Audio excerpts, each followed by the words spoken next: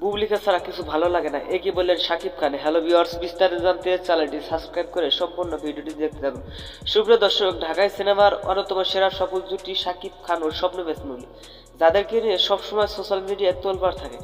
কেননা একজন আরেকজনকে নিয়ে অভিযোগ করেই থাকেন, আর তার কারণে দুজনের সবসময় সেপারেট থাকে।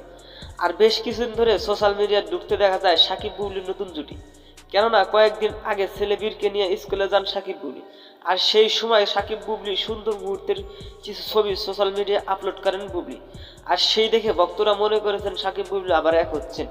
কিন্তু কিছুদিন আগে এক সাক্ষাৎকারে শাকিব খান বলেছিলেন বুবলি আমার স্ত্রী না, কিন্তু বুবলি আবার অভিযোগ করে থাকেন শাকিব খান আমার স্বামী। কিন্তু এবার সবকিছু পেছনে ফেলে বীরকে নিয়ে শাকিব বুবলি ঘুরতে যাবেন। কিন্তু হঠাৎ করে শাকিব খান বললেন বুবলিকে ছাড়া কিছুই ভালো লাগে না। বন্ধুরা, ভিডিওটি ভালো লাগলে একটা লাইক দিন এবং নিত্য নতুন আপডেট নিউজ পেতে আমাদের সাথে থাকুন। ধন্যবাদ।